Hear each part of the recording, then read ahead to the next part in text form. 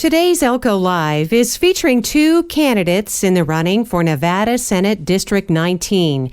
This is a sprawling district covering a vast section of rural Nevada, all of Elko, Eureka, Lincoln, White Pine counties, parts of Clark and Nye counties, including communities ranging from Carlin, Elko, and Wells to Ely, McGill, and Armagosa, as well as Round Mountain, Moapa, and Sandy Valley. It's over 60,000 square miles. The 19th district is the largest in Nevada, and it was created when the senatorial districts were redrawn in 2011 as a result of the 2010 census. Each candidate, both Republicans, were presented the same questions in separate interviews. We open today's interview with candidate Bill Hockstedler. So, Bill, we offer 90 seconds for an opening statement, and I was hoping you wouldn't mind telling listeners about yourself. Sure. So I live in Nye County. I've been in Nevada for 5 years, and I am a lifelong conservative. I've been constitutional conservative my entire life. I've always voted Republican. And I was born in Virginia on a farm and moved to another farm in Kentucky as a teenager. So I have an agriculture background. I have 4 years of agriculture education. I was in the military, law enforcement, also serving in the Air Force Electronic Warfare Center and part of the Joint Tactical Missile Signature Program Office. I'm now in healthcare. I work with the Mayo Clinic, Ambient Clinical Analytics, on the software side of things. I'm not a doctor, but I'm a healthcare executive. I'm a vice president, and I'm the West Coast remote vice president, and I chose to live in Nevada on purpose to fulfill that need of a West Coast VP. I have run for office once before. Unsuccessfully, I ran for U.S. Senate against Adam Laxalt in the primary. I lost to Adam, of course, and he went on to do well in the general. And I just want to give back to people. One of my main goals is to make sure that I serve with honesty and integrity and uphold American values that help everybody in Nevada. So let's go ahead and start with some questions, Bill. And these are questions that are important to Elko County voters, since I know you're appealing to a wide area. Here in Elko County, Bill, commissioners are considering a request from a citizen group to discontinue electronic voting in favor of returning to hand-counted paper ballots. Do you have a position on this proposal? Well, what I've seen work is hand counting can work, and it's had some challenges. Even in Nye County, there's been some challenges with hand counting. And when I say challenges, I don't mean just challenges from outside groups. I also mean challenges from making it effective, making sure that it works properly. So we've done a hybrid model here in Nye County where we use the electronic voting and hand counting as a backup, I guess you might say. And, I grew up in the time when we did hand counting, and for some reason, I just can't figure out why we can't get it done in the same night as election night. We should be able to know who our leaders are going to be on election night. That's the way it used to be. I don't know why we can't have that now. I know there's a lot of satisfaction in having that. I do worry about security of our voting methods, whether they're electronic or hand count. There are instances where I can think of people that are less qualified to handle my ballot than a machine, and vice versa. Sometimes I don't want the machine to handle my ballot versus people I trust. So it remains to be seen what direction they'll go, and I'd be interested in following and helping with that in Elko County. Thank you, Bill. And then on to the second question. Intrastate travel by flight is an ongoing issue for all of rural Nevada. And in fact, Elko area taxpayers have been subsidizing commercial air service to and from Salt Lake City. We formed a local flight alliance of northeastern Nevada. And if you were our elected state senator, what would you do to enhance rural air service? Well, I think that air service should be available in rural areas. And the one thing I don't necessarily have a handle on yet is, and I'd get to know more about this, but any kind of an unfunded mandate. I want to make sure that we are not making citizens pay for something that's available to other people in the state that should be equal access to, say, airfare or airline service as an example. So I want to make sure that it's fair and equitable for everybody. And rural Nevada shouldn't necessarily be penalized because we're rural. There are instances where things are forced upon rural counties that they can't afford. And I want to make sure that that doesn't happen to any of our rural counties.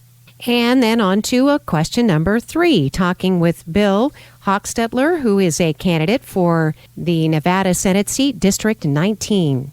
As I'm sure you're very familiar, managing public lands for multiple use is challenging, and there are historic conflicts over grazing, mining, and conservation. Can you give us an example of how you would represent rural Nevada over the issue of wild horse management? Yeah, I believe that that the BLM lands belong to the people of Nevada, and I believe that government overreach should be stopped at any cost, basically, to make sure that we don't get trampled upon. I think that government encroaching on our rights and freedoms is something that we need to stand firm against, and we need to stand for liberty and limited government. So I'm a staunch advocate of making sure that our grazing lands are available to those that need it. And in the southern part of the district, there's also been a movement to get BLM land available for continued development. So in Clark County, for example, Las Vegas is basically landlocked, if you will, for lack of a better term, where they can't really build anymore because all the land that's publicly available, privately available, is not accessible anymore. It's all been used up. They're not making any more land. So the BLM lands need to be relinquished back to the people in a way that we can continue to expand, thrive, and live our lives. It's certainly important for the heritage of our ranchers and farmers to be able to have access to that land. And we also know that mental health issues are an important topic in the news. Rural Nevadans are suffering a variety of issues, Bill. And in fact, in Elko County, we've had a number of suicides just this year. Do you think that lawmakers can make a difference in the quality of life for rural Nevadans through legislation? And if so, how would you propose to do that? Sure. I believe that all Nevadans should, again, have equal access and have available health care to them, whether they live in a very rural area or not. The town of Elko is not necessarily a rural town necessarily because it's got a population and a city structure about it. And Pahrump is quite large as well. But you have those areas that are underserved in quite a distance. So the accessibility to healthcare has always been a problem. And I want to make sure that we do everything that we can to support all citizens of Nevada, no matter what party they happen to belong to. We want to make sure that everybody has access to good health care. I'm in the healthcare industry myself. And while just, I'm not a doctor, I'm an executive, I think that we need to do better to make sure that our hospitals are equipped to treat a variety of issues, and including mental health. But there's other issues as well. Sometimes there's specialties that you have to go to Reno or you have to go to Salt Lake City for. We've had, in fact, even one of my opponents got so sick that they had to life flight him out to Salt Lake City. And we need to be able to do more in our towns. Elko needs to maybe have additional medical services available, as does Pahrump. In Pahrump, we have a small hospital, but a lot of people go to Vegas for care. And so I want to make sure that we have a better access. Well, I guess the next topic has to do with almost everything we've been discussing today with Bill Hockstedler, who is a candidate for Nevada Senate in District 19. If elected as a Republican senator, you would be working in the shadow of Democrats who are in the majority in the state. Can you talk about your ability in consensus building or how you would work to achieve legislation that represents rural Nevada views and concerns? Sure. So I had coffee with the president of the state Senate, and he's also our Lieutenant Governor, Stavros Anthony. I had coffee with him back in February, and I discussed the fact that we do have a lopsided Senate and Assembly where we have fewer Republicans than we do Democrats. And he told me that this is a blood sport. You're not going to be happy doing that. Maybe consider not running. But I know I can run, and I know I can make a difference because I do like to build consensus, and I do like to reach across and help other people make decisions and see my side of the story. So I happen to be a glass half full kind of guy rather than a glass half empty. So I'm not going to be rejected and say, no, we can't do it. I'm going to say, let's roll up our sleeves and let's try. So we have in the Senate, we have 7 Republican seats, and we have 13 Democrat seats that are filled, and we need to be able to work with the other side to get something done. We sent 75 bills to the governor for veto last session, and even the governor himself, and I agree on this, is that we need to send less bills to the governor for veto and actually accomplish more bills. So let's get in there and do something. Let's make sure that we don't revert back to 2018 or 2016 and have less policy, less laws available for the state of Nevada, remember, a rising tide raises all ships. So we want to make sure that all Nevadans are represented. District 19 is just a piece of the puzzle, and we happen to be a rural district, but we fit in quite well. And I think I can help motivate and move people towards more of a consensus type of legislature than what we've been having. This hyper-partisanship just isn't working for either party at this point. And then finally, Bill, if you wouldn't mind discussing, there are two other candidates who are seeking this seat, and we are leading into the primary election, which will decide what happens in November, obviously. If you wouldn't mind talking about what sets you apart from the other two candidates who are also seeking the seat. And I think it goes without saying, but we will just say for the record that, no personal attacks at all in this interview will be allowed, Bill. So. Thank you. I understood. Yeah. So I like our other candidates. I think they're great people, and I know that there's a time and place for everything. And I think that in regard to a former assemblyman, I think he's done a great job. I think it's needs to be known that I'm probably the candidate that's kind of the in between age. I'm not too old, not too young. I think I've got that good combination of life experience to give back to the community. I've never been a politician, never been an elected politician. I guess I'm the only one that's never been elected that's in this race. And by doing so, I guess I'm looking for that entry point where I can give back to the community and be accountable to the people. I think that we want to make sure that we have, limited government and fiscal responsibility and advocate for individual rights and protect our Constitution. And I'm a staunch advocate to protect our Constitution and fight to protect that. I have the energy, the availability, accessibility, and the right attitude to get out there and travel this vast distance that we call District 19. It's 523 miles from top to bottom. It's 6 counties. It's 60,000 square miles, which represents approximately 53% of the state. Nevada's 110,000 square miles, and we're 60,000 square miles. It's a large territory. It's an all-day thing to get from north to south, especially with the lack of commercial airline travel. So I have the energy and, again, the availability to get out there and meet the people. I've already come up with a plan to make sure that everybody in the north knows that they don't have to come to me. I had somebody in a commission meeting say, well, if you get elected, that means we have to come to you. I said, no, I serve you. I come to you. I will be there for you if you need me, and I will make a regular schedule of visits to all the different areas of the district, including Elko, and make sure that I'm accessible to everybody. Bill Hockstedler is a candidate for Nevada Senate District 19, and we'll conclude this discussion, Bill, with just your 90 seconds or so of closing remarks, if you'd like. Sure. So, again, Bill Hockstedler, I consider myself to be a Republic freedom fighter. And I think that I have the leadership skills necessary to defend our way of life and preserve our republic for future generations. I want to make sure that you know that I will work tirelessly to make sure that your voice is heard in Carson City in the legislature.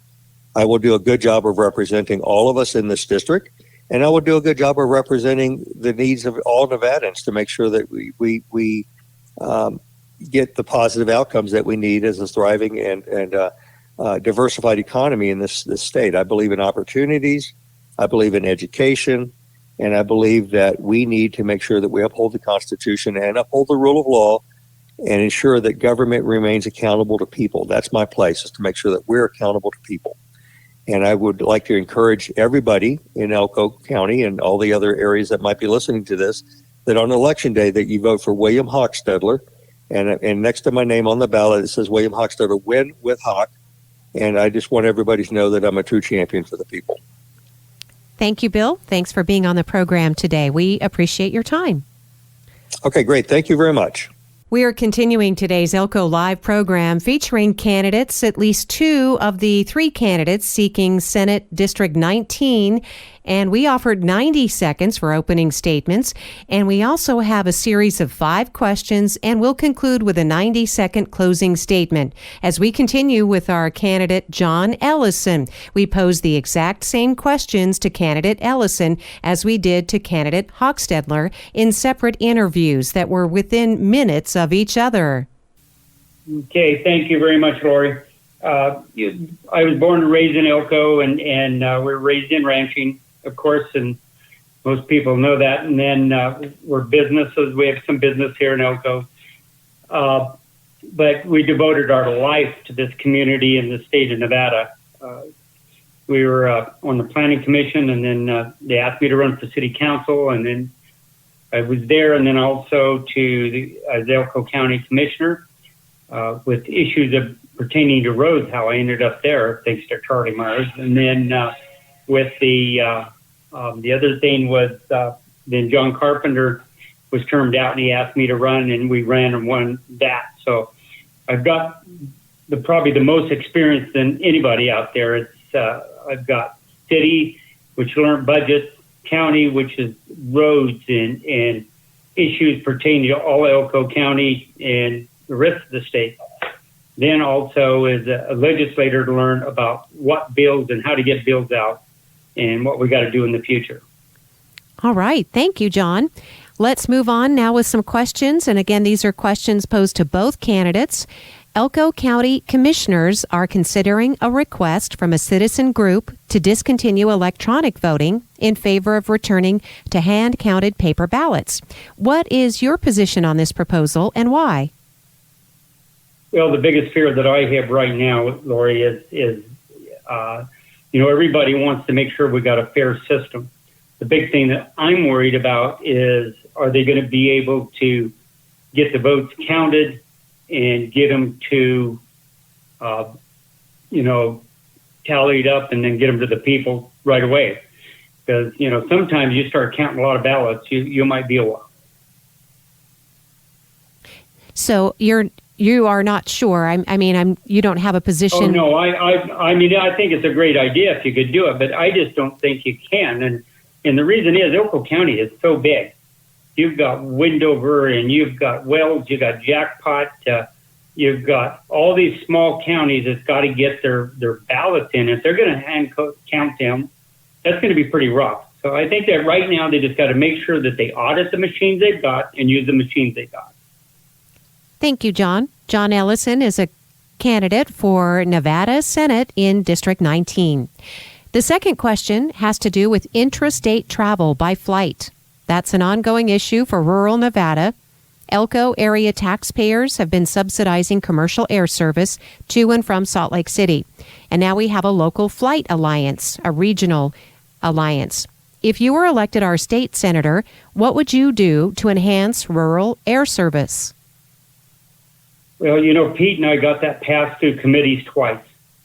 And we actually had it ready to go to the Ways and Means for financing. We also had other cities that jumped on board with it. Could have got Oregon and Utah included into that. And what happened at the last minute, the governor asked for the commerce tax, and we said, there's no way neither one of us could do that. And there went our bill.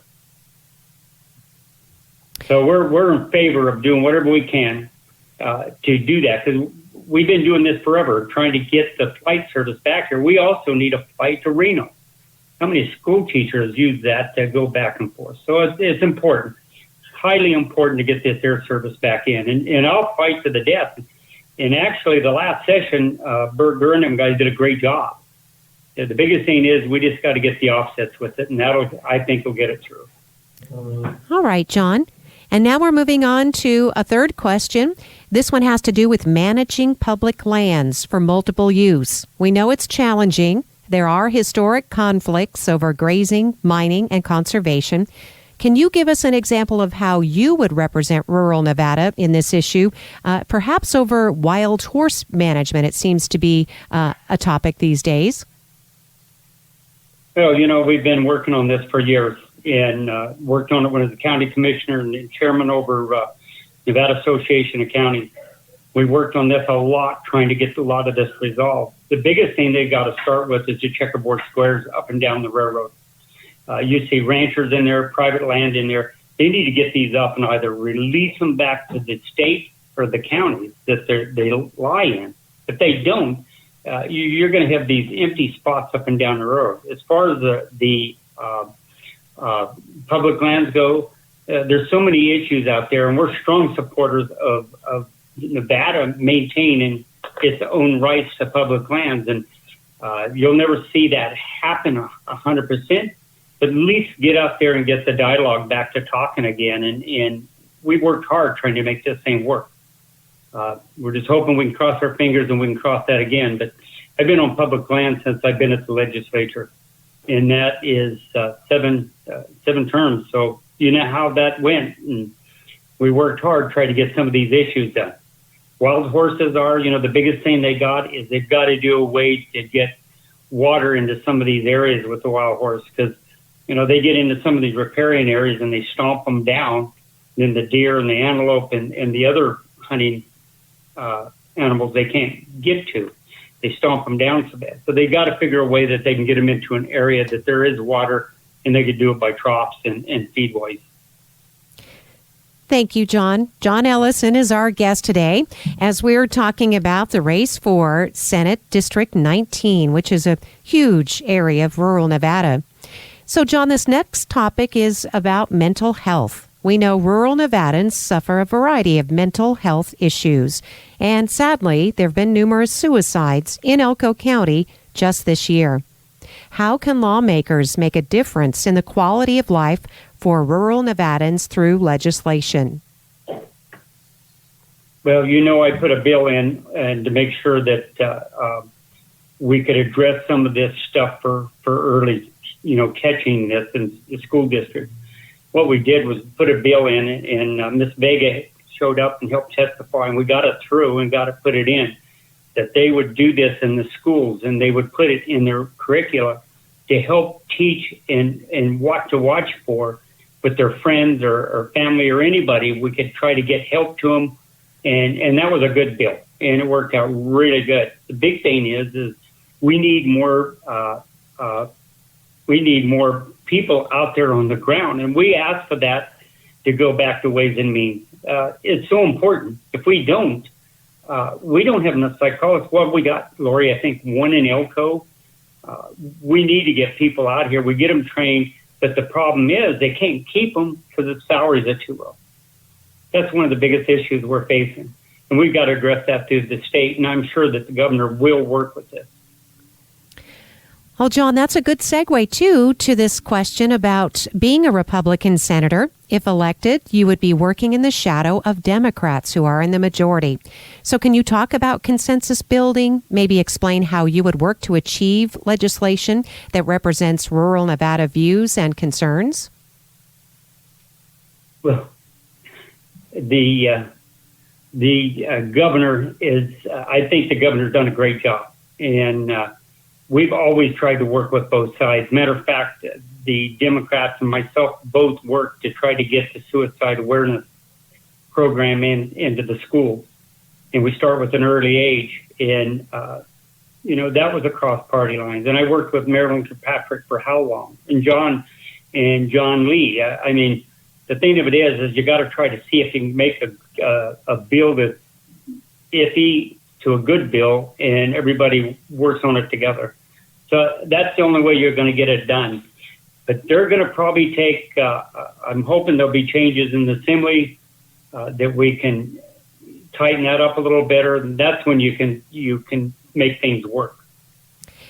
And the last question that we have, John, again, these were questions for both candidates that we've interviewed today that are seeking the seat. And I know this goes without saying, but no personal attacks on either of the other candidates. But would you mind talking about what sets you apart for Senate District 19 from the other two who are seeking the seat? Well, I've been in Nevada all my life. I haven't been here 5 years like my opponents and 4 years for the other one.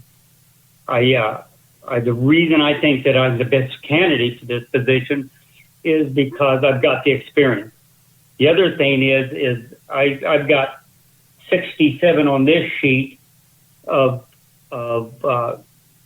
supporters from all walks of life, and they come out. They've worked with me for many years, and we got a big list, and I'm hoping that we go back in and we hit the ground running. This is not a learning session. If you were in NACO or the League of Cities or something where you'd be at the section up there and know what happened. But this is going to be a hard year for freshmen. I don't care who you are. Thank you, John. And with the time that we have left, it's perfect timing, by the way. We give you at least 90 seconds so that you can offer some closing remarks to our discussion today, and we appreciate your time. Well, Lori, I devoted my life totally to here. I mean, there's so much that we've done. We're involved strongly with our communities, all of Elko County, Ely, Eureka, all the way up. And we've been involved with Windover Jackpot, every place we can.